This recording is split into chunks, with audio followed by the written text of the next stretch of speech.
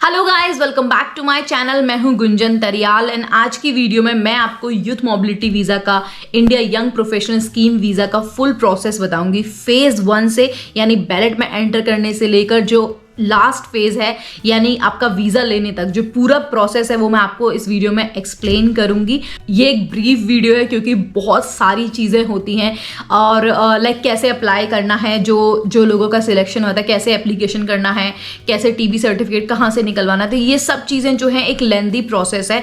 तो इसके लिए मैं इसमें सिर्फ गाइडेंस दूंगी, लेकिन अगर आप लोगों को पूरी चीज़ डिस्क्रिप्शन से जाननी है कि कैसे अप्लाई करना है और सारी चीज़ें, तो मैंने एक मास्टर क्लास प्लान करी है जो कि 9 मार्च 2024 को है। और अगर आप लोगों को उसको ज्वाइन करना है तो आप डिस्क्रिप्शन में एक बुकिंग फॉर्म मैंने मेंशन किया हुआ है, आप उसको फिल कर सकते हैं और अपना स्लॉट बुक कर सकते हैं। ये 3 आवर्स की मास्टर क्लास है जिसमें मैं A to Z सारी इंफॉर्मेशन दूंगी प्रॉपरली और अपने आप जो क्वेश्चंस हैं उनको लेके आ सकते हैं और मैं उन क्वेश्चंस को रिजॉल्व करने की पूरी कोशिश करूंगी। बट स्टिल अगर आपको लगता है कि आपकी कुछ स्पेसिफिक क्वेरीज हैं जो सिर्फ आपसे रिलेटेड हैं, तो आप मेरे साथ में आप एक कंसल्टेशन कॉल भी बुक कर सकते हैं। 15 मिनट्स की कंसल्टेशन कॉल जिसमें मैंने डिस्क्रिप्शन में मैंशन किया है, उसका भी एक बुकिंग फॉर्म है। और अपना स्लॉट बुक करो, अपना टाइम बुक करो, जिसमें मैं आपको 1-to-1 कंसल्टेशन प्रोवाइड करूंगी। तो I think it will be really helpful to you. Start करते हैं फेज 1 से, यानी बैलेट में एंटर करने से लेकर। तो बैलेट में एंटर करने के लिए आप कभी भी एंटर नहीं कर सकते, ऐसा नहीं है कि आज अप्लाई करने जाना है तो कर दिया। इसके लिए एक स्पेसिफिक टाइम विंडो है जिसकी एक एलिजिबिलिटी अगर आप मैच करते हैं, यानी अगर आप 18 to 30 ईयर्स के बीच में हैं, इंडियन पासपोर्ट होल्डर हैं, अगर आपके पास लेवल 6 की एजुकेशन है, तो अगर आपके पास में ये जो एलिजिबिलिटी वो लोग चाहते हैं अगर आप उनको मैच करते हैं तो आप उसके लिए अप्लाई कर सकते हैं। लेकिन उसके लिए एक स्पेसिफिक टाइम विंडो थी जो कि 20 फरवरी 2024 से लेकर 22 फरवरी 2024 तक ये बैलेट जो है वो खुला हुआ था, जिस टाइम पे काफ़ी सारे लोगों ने अप्लाई किया और सक्सेसफुली उनकी एप्लीकेशन सबमिट भी हुई है। तो ये एक टाइम विंडो थी जिसमें आप अप्लाई कर सकते थे। डॉक्यूमेंट्स इसमें जो चाहिए थे वो सिर्फ एक पासपोर्ट चाहिए था, उसके अलावा कुछ भी डॉक्यूमेंट नहीं चाहिए था। और रही बात फीस की, किसी भी तरीके की कॉस्ट एक्सपेंडिचर की, तो आपको बैलेट में एंटर करने के लिए जीरो कॉस्ट है। जीरो कॉस्ट मतलब आपको कुछ भी पे नहीं करना है, अनलेस आप किसी कोई आप एजेंट को बहुत मोटा अमाउंट पे कर रहे हो, कुछ कर रहे हो, तो वो तो that is something about you. But मैं स्टिल आपको सजेस्ट नहीं करूंगी कि आप किसी एजेंट के पास में जाओ, बिकॉज कोई भी आपका सिलेक्शन नहीं इस तरीके से नहीं करा सकता। It's a random process. Phase 2 is about result declaration, यानी जब आपने अप्लाई कर दिया है, 22 फरवरी इसकी लास्ट डेट थी, उससे लेकर 2 वीक्स के अंदर अंदर में आपका रिजल्ट डिक्लेयर हो जाएगा। यानी 7 मार्च 2024 तक ये रिजल्ट आपके हाथ में होगा। और इसीलिए मैंने जो मास्टर क्लास है वो 9 मार्च को प्लान करी है, जिससे कि आप 9 मार्च को सब लोगों का, जिन लोगों का रिजल्ट आना है उन लोगों का आ चुका हो और अपनी आप मास्टर क्लास बुक कर सकें। एंड देन सैटरडे को हम सब लोग बैठ के एक मास्टर क्लास कर सकते हैं। एंड साथ में मैं एक ग्रुप भी क्रिएट करूंगी जिसमें आप सब लोग आपस में एक दूसरे से कम्युनिकेट कर सकते हैं और जो भी क्वेरीज हैं या फिर जो भी आप लोगों का चीज़ें हैं वो आप आपस में रिजॉल्व भी कर सकते हैं। तो इसीलिए मैंने 9 मार्च प्लान किया है, क्योंकि 2 वीक्स के अंदर अंदर में ये रिजल्ट आना है, जिसके बीच में आप कुछ भी नहीं कर सकते, आपको सिर्फ वेट करना है। होप करिए फॉर द बेस्ट। एंड साथ में अपने मेल को रेगुलरली चेक करते रहिए। अगर मेल नहीं आ रहा है तो आप स्पैम में चेक कर सकते हैं। कुछ इस तरीके का आपको अनसक्सेसफुल का मेल दिखेगा जिसमें क्लियरली स्पेसिफाई होगा कि आपका जो बैलेट है वो अनसक्सेसफुल हो चुका है और आप नेक्स्ट बैलेट में अप्लाई कर सकते हैं, जिसमें आप जुलाई में अप्लाई कर सकते हैं। और जिनका सक्सेसफुल होता है उनका भी क्लियरली लिखा होगा कि हाँ, अब आप जो यूथ मोबिलिटी वीज़ा है उसके लिए अप्लाई कर सकते हैं। और इसमें बहुत सारी चीज़ें आप लोगों को मेंशन की हुई हैं जो कि मैं आपको अभी इस वीडियो में प्रॉपरली दिखाऊंगी और जिसके थ्रू आपके बहुत सारे डाउट्स भी क्लियर होंगे। Phase 3 is about application. आपको फेज 3 में अपना एप्लीकेशन करना है। इसको प्रोसीड करने से पहले मैं आपको मेल रिसीव होता है सक्सेसफुल का, उसके मैं आपको एक लाइन जो है वो मैं स्पेसिफिकली आपको रीड करके दिखाती हूँ, हाईलाइट करके दिखाती हूँ। उसी मेल में लिखा होता है कि next steps, you have 30 days to submit your online youth mobility scheme visa application and pay the visa application fee and immigration health surcharge. यानी जब भी आपको ये मेल रिसीव होता है उस दिन से लेकर आपके पास 30 डेज होते हैं। इवन डेट भी मेंशन की होती है कि आपके पास 30 डेज हैं और उस 30 डेज के अंदर अंदर में आपको अपना एप्लीकेशन करना है। तो 30 डेज में आपको जो सिर्फ करना है वो एप्लीकेशन करना है, आपको अपनी जो वीज़ा फीस है वो पे करनी है और IHS अपना मतलब पे करना है। अब इसमें लोगों को बहुत ज़्यादा डाउट होता है कि हम लोग पहले से अपनी स्टेटमेंट बना के रखते हैं, पहले से अपने डॉक्यूमेंट्स बना के रखते हैं, जिससे कि 30 डेज जो होंगे उसमें हम अपना वीज़ा के लिए फाइल कर सकते हैं, क्योंकि हमारे पास सिर्फ 30 डेज की विंडो है। लेकिन ऐसा नहीं है। इन 30 डेज में आपको कोई भी डॉक्यूमेंट ना तो अपलोड करना है, ना कुछ शो करना है, कुछ नहीं शो करना, सिर्फ अपनी वीज़ा की एप्लीकेशन फीस पे करनी है और IHS पे करना है, साथ में एक अपनी अपॉइंटमेंट लेनी है। तो अगर क्लियर वर्ड्स में मैं इस फेज का टास्क बोलूं तो वो है अपने डॉक्यूमेंट्स रेडी करने के लिए स्टार्ट कर देना। सेकंड, बहुत ही सोच समझ के अपॉइंटमेंट लेना। थर्ड, अपनी वीजा फीस और IHS फीस को पे करना। इसमें आपको कोई भी डॉक्यूमेंट सबमिट करने की नीड नहीं है। लेकिन जैसे ये फेज चालू होता है, यानी अगर आपके पास सक्सेसफुल का मेल आ गया तो अप्लाई करना आप स्टार्ट करेंगे। कैसे अपनी वीजा की डेट को लेंगे? तो सबसे पहला जो आपको काम करना है वो अपने अकाउंट में अराउंड 3 लाख सबमिट करने हैं, जो आपको इन 30 डेज में शो नहीं करने हैं, बट आपको अपने अकाउंट में अराउंड 3 लाख, जो कि 2530 पाउंड मैंने बोला है, तो ताकि फ्लक्चुएशन अगर कोई भी होती है तो वो आपको अफेक्ट ना करे, इसके लिए मैंने 3 लाख का अमाउंट बोला है। आप उसको अपने अकाउंट में सबमिट करिए। ये आपके फिनेंशियल डॉक्यूमेंट्स की तरह वर्क करेंगे, जिसमें आप शो कर रहे हैं कि आपके पास में इतना फंड क्रिएट है। और मैं आपको फिर से बोल रही हूँ, इन 30 डेज में आपको कुछ भी सबमिट नहीं करना, कुछ अपलोड नहीं करना। ये आगे के लिए है, वीजा की अपॉइंटमेंट के लिए। नेक्स्ट आपको जो काम करना है वो अपना TB सर्टिफिकेट के लिए बुक करना है अपने प्लेस के अकॉर्डिंग। लाइक अगर आप मान लीजिए चेन्नई से हैं तो आप चेन्नई में सर्च कर सकते हैं। ये मैं आपको एक बार वेबसाइट दिखा देती हूँ। आप यहाँ पे देखेंगे तो डिफरेंट जो सिटीज़ हैं उनका नाम के अकॉर्डिंग वहाँ पे जो सेंटर हैं वहाँ पे वो सेंटर्स दिखा रखे हैं। आप इनको डायरेक्टली कॉल कीजिए, सबकी फीस अपनी अलग अलग है। आप उनको डायरेक्टली कॉल कीजिए और वहाँ पे जाके अपनी TB सर्टिफिकेट की TB के लिए जो अपॉइंटमेंट है वो आप बुक कर सकते हैं। ये अपॉइंटमेंट आप तब तक बुक नहीं कर सकते जब तक आपके पास में बैलेट सक्सेसफुल का मेल नहीं आ जाता, क्योंकि TB सर्टिफिकेट लेते टाइम वो लोग ये क्वेश्चन पूछते हैं कि आपका क्या पर्पस है जाने का, और वो लोग आपसे आपका इस मेल की कॉपी भी मांग सकते हैं। तो it is important to know कि पहले से ही हम TB सर्टिफिकेट को बुक नहीं कर सकते, TB के अपॉइंटमेंट को बुक नहीं कर सकते। एक इम्पॉर्टेंट पॉइंट यहाँ पे ये है कि इन केस मान लीजिए आप जहाँ पर हैं वहाँ पे आपको TB की अपॉइंटमेंट नहीं मिल पा रही, मान लीजिए दिल्ली में बहुत ज़्यादा ही फुल हो गए हैं और आपके पास में अपॉइंटमेंट नहीं मिल पा रही, तो आप किसी भी नियर बाय सिटी से भी करवा सकते हैं। TB के अपॉइंटमेंट को लेके ऐसा कुछ भी नहीं है कि आपको सिर्फ अपनी पास वाली उससे कराना है। इवन आप डिफरेंट कंट्री से भी कराएंगे तो भी कोई दिक्कत नहीं है। तो यहाँ पे पॉइंट उनके लिए भी आता है जो लोग इंडियन सिटीजन हैं बट डिफरेंट कंट्री से हैं। तो आप लोगों को इंडिया ट्रैवल करने की नीड नहीं है TB का टेस्ट कराने के लिए। आप लोग सिंपली उसको अपनी कंट्री जहां पर भी आप हैं, जैसे दुबई में भी सेंटर है तो दुबई के सेंटर को आप सर्च करेंगे gov.uk की वेबसाइट से, जहां पे आप इसका लिंक भी मैं आपको डिस्क्रिप्शन में मेंशन करूंगी। तो ये भी आप अपनी कंट्री के अकॉर्डिंग सर्च कर सकते हैं। अब जैसे बहरीन है, बहरीन में कोई भी सेंटर नहीं है TB टेस्ट का, तो आपको इंडिया आना पड़ेगा और इंडिया आके उसका टेस्ट कराना पड़ेगा। तो इट इज़ इम्पॉर्टेंट कि अगर आपकी कंट्री में ऑलरेडी TB जो ऑथराइज UK VI के जो ऑथराइज TB सेंटर्स हैं, अगर वहाँ पर वो है तो आप वहाँ से भी करा सकते हैं, आपको ट्रैवल करने की नीड नहीं है। जो लोग दूसरी कंट्री से अप्लाई कर रहे हैं, जैसे दुबई से, कनाडा से या फिर ऑस्ट्रेलिया, कहीं से भी आप लोग अप्लाई कर रहे हैं इस टेस्ट के लिए TB के लिए, तो अगर आप 6 मंथ्स से ऊपर स्टे करा हुआ है आपने उस कंट्री में, तो आपको देखने की नीड है कि क्या आपकी कंट्री ये डिमांड करती है कि 6 मंथ से ऊपर का स्टे है, तो क्या आपको करवाने की नीड है। क्योंकि कुछ कंट्रीज में अगर आपने 6 मंथ से ऊपर स्टे किया हुआ है तो आपको TB का टेस्ट भी करवाने की बिल्कुल नीड नहीं है। बट जो लोग इंडिया से हैं, आप सबको TB टेस्ट करवाने की नीड है। जो आप लोग इंडिया में हैं या फिर दूसरी कंट्री में हैं लेकिन 6 मंथ से कम टाइम में हैं, तो आपको अपना टेस्ट करवाना पड़ेगा। नेक्स्ट इज PCC में ये चीज़ क्लियरली मेंशन है कि आप लोकल पुलिस रिपोर्ट और PCC जो पुलिस क्लियरेंस सर्टिफिकेट जो पासपोर्ट ऑफिस से होता है, दोनों को यूज़ कर सकते हैं। जैसे कि यहाँ पे आप वेयर के कॉर्नर में रीड कर सकते हैं कि यहाँ पे जो चीज़ें लिखी हुई हैं आप दोनों जगह से कर सकते हैं। जो नीचे वाला है वो UK के लोगों के लिए है,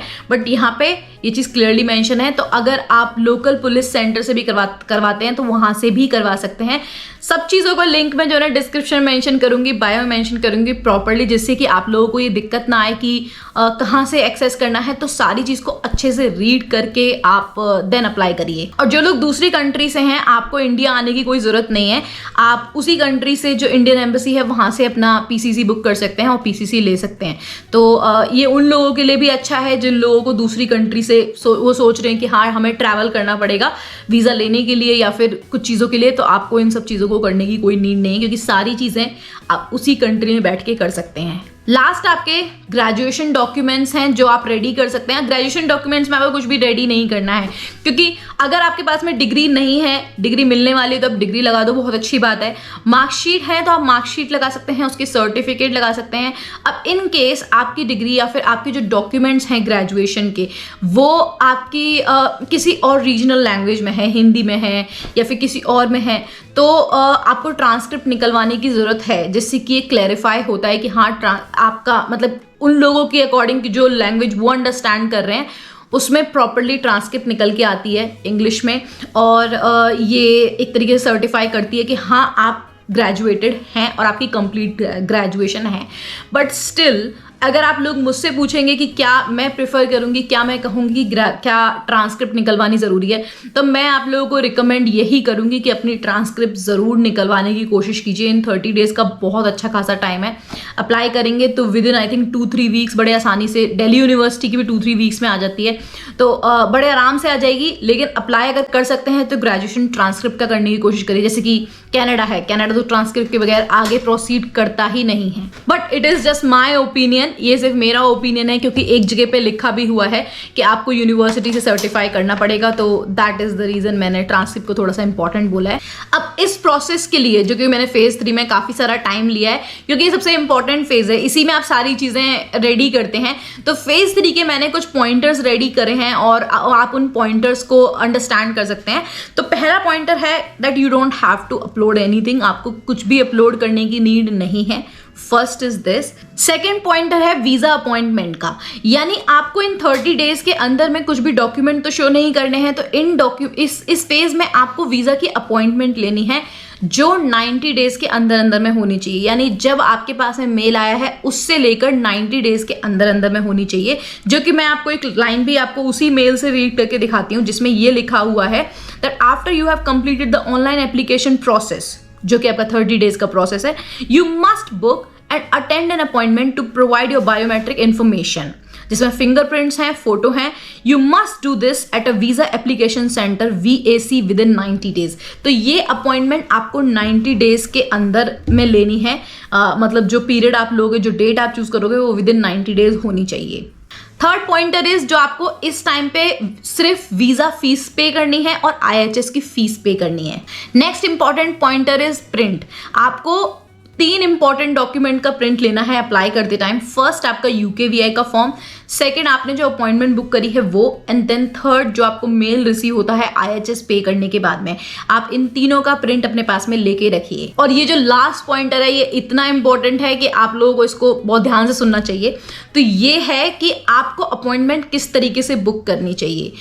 अगर आपको लगता है कि आपके सारे डॉक्यूमेंट्स 10 अप्रैल को पूरे हो जाएंगे, आपको 10 अप्रैल तक आपकी स्टेटमेंट पूरी हो जाएगी और आपको स्टेटमेंट 30 डेज की बनाने की कोशिश करनी है, ओके।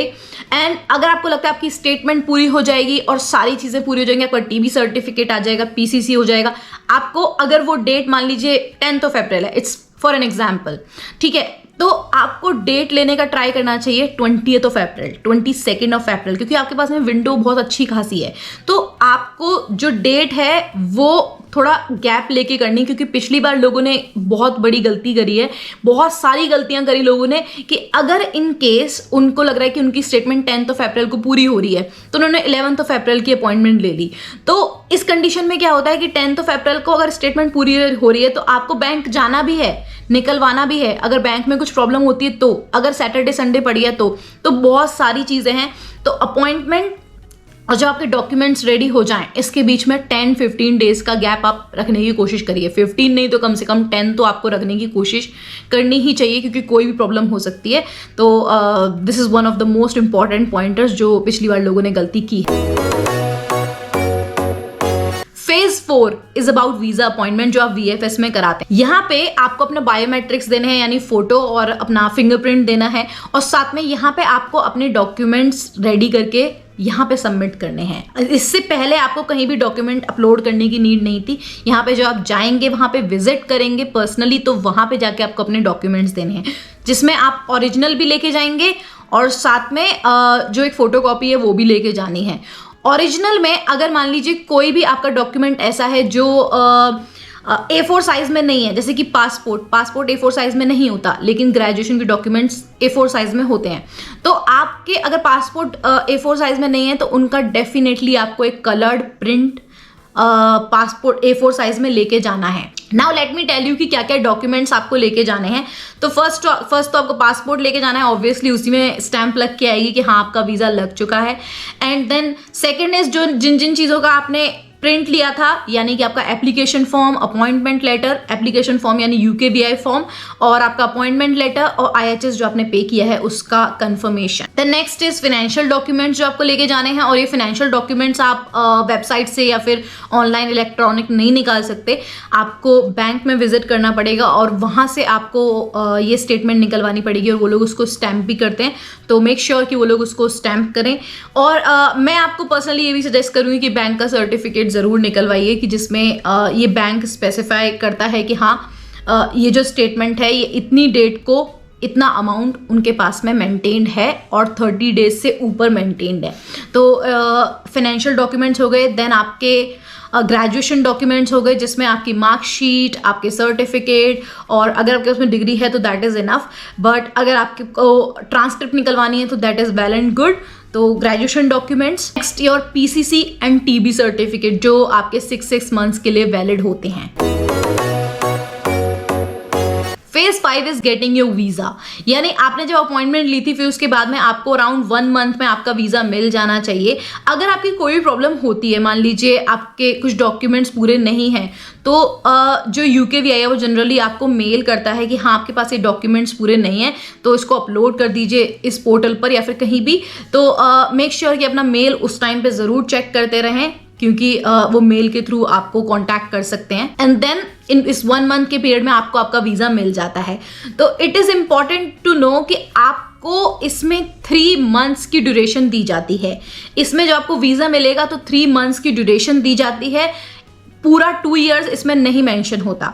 ये 3 मंथ्स की ड्यूरेशन वो ड्यूरेशन होती है जिसमें आपको UK में जाके ट्रैवल करना है, वहाँ पे UK में जाना है, अदरवाइज आपका जो वीज़ा है वो नलिफाई हो जाएगा, वो आपके लिए मतलब नल एंड वॉइड हो जाए एक तरीके से, तो वो एग्जिस्ट नहीं करेगा। इट्स इंपॉर्टेंट कि उस 3 मंथ्स में ट्रैवल करके देन आप BRP अपना कलेक्ट करें। BRP होता है बायोमेट्रिक रेजिडेंस परमिट, जो आपको परमिट देता है कंट्री में स्टे करने का। एक्चुअल वीजा वो आपका बायोमेट्रिक रेजिडेंस परमिट ही है, जिसमें फुल आपकी ड्यूरेशन लिखी होगी। नेक्स्ट फेज इज फेज 6, जो कि हैप्पी फेज है, जिसमें आपको आपका वीज़ा मिल चुका होता है and then you are planning to travel to UK। तो 3 मंथ्स की जो आपको ड्यूरेशन आपके वीज़ा में आपको मिलती है, उसमें आपको ट्रैवल करना है। जैसे कि मैंने आपको बताया, अगर आप नहीं ट्रैवल करते तो वो आपका इनवैलिड हो जाएगा वीज़ा, तो you must travel with in that period and UK में जाके अपना BRP कार्ड ज़रूर कलेक्ट कर लो इस पीरियड के बीच में। एंड देन उसके बाद में अगर आप वापस आना चाहो कुछ टाइम के लिए, मतलब 1 महीने के लिए या फिर कुछ टाइम के लिए, तो वो अलग चीज़ है, लेकिन अपना BRP कार्ड कलेक्ट करना एक मस्ट है यहाँ पे आके। तो ये फेज 6 है, जिसको मैंने बहुत ज़्यादा ब्रीफ करने की कोशिश करी है, लेकिन इन्फॉर्मेशन बहुत सारी है। आई नो एक वीडियो में कवर नहीं हो सकती, इसीलिए मैंने मास्टर क्लास भी प्लान की है। तो आप make sure you book for that because it is going to be really helpful and I hope this video helps you. See you in the next video.